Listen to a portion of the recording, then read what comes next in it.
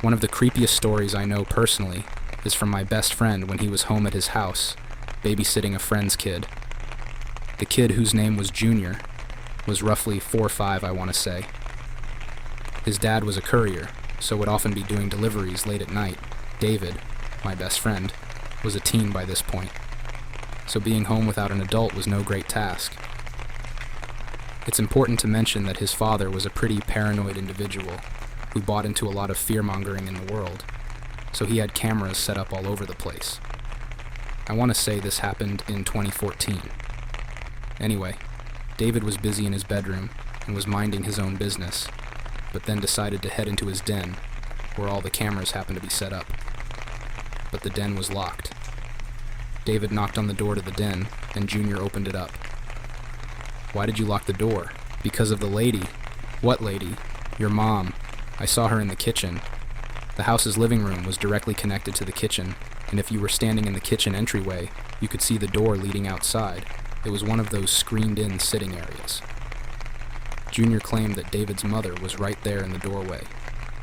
Really strange, especially considering David's mother had passed away just about 8 months prior. David was chilled by the remark, but the skeptic in him knew it was likely just Junior's overly active imagination, so he agreed to go and check with him. He brought a kitchen knife, if I remember the story correctly. He walked with Junior down the hallway into the kitchen, where the door was open. The door being open was pretty normal. It was a hot summer day, and the house trapped a lot of heat. David stepped out onto the screened sitting area and looked left down the ramp his mother used to use to get outside. Nothing. He looked to the right, seeing the length of the yard. Nothing. Junior was insistent that there was someone there, which is strange, considering usually in situations like these, kids tend to feel better after you poke around for them. David couldn't calm him down. Junior was certain. He kept saying, "I saw your mom. She was here." So David bargained with him. "Everything's recorded on the cameras, so we'll just look on them, and we'll know for certain whether someone was there or not." So they sifted through the cameras, and David looked for a timestamp around when Junior claimed that his deceased mother had shown up. He stared down all the cameras as the timer ticked on, and nothing showed up. But suddenly, he watched as the camera showed a figure enter his backyard from the front by pulling the latch.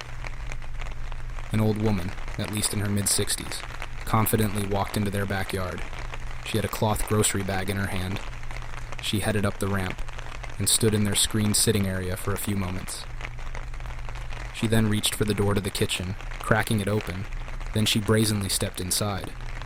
After some time, Junior saw her in the kitchen and headed to David to tell him.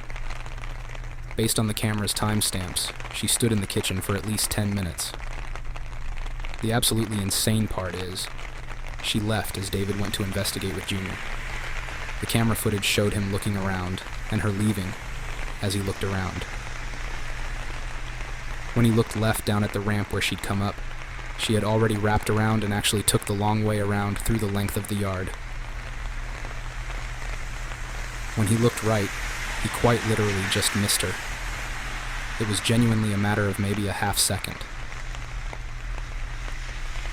Someone wandered right into his backyard and right into his kitchen and stood there for 10 minutes in his kitchen doing God knows what. Nothing was stolen. Nobody was harmed or anything. Later, David was told by either a family member or a staff member that the old woman that wandered into the house had dementia and had an episode and just sort of found herself there by a string of coincidences. I work in a haunted mansion, literally. I'm a behavioral health technician. I got a new job back in September at what's considered a luxury drug and alcohol rehab facility. The facility is a huge mansion that on the outside looks like a mix of the Banks Bel Air mansion on Fresh Prince or a mini White House. It's 3 levels, has 13 rooms that all have private bathrooms with jacuzzi tubs. There's a gym, 3 living room, a huge commercial kitchen, a ballroom, yoga studio, doctor office, huge garden, and an elevator. My first week, I had 2 clients tell me it was haunted, and I laughed it off. My schedule is 11 p.m., 7:30 a.m., so majority of the time, all the clients are asleep, and it's just me and a nurse in this huge house, so it's quiet. My office is on the 2nd floor. Nurse's office, along with the kitchen and huge pantry, is on the 1st floor. The pantry is locked at all times, and the nurse has the key. A couple weeks ago, the nurse comes stomping up the stairs yelling at me, saying I scared her hiding in the pantry. I'm lost because I hadn't left my office. And when I tell her that, she goes pale, and she's like, "You weren't just in the pantry and yelled knock knock." I say, "No. How could I be when you have the key?" She walks out. 10 minutes. Later I hear her talking, so I go down to her office, and she's down on her knees praying in Punjabi.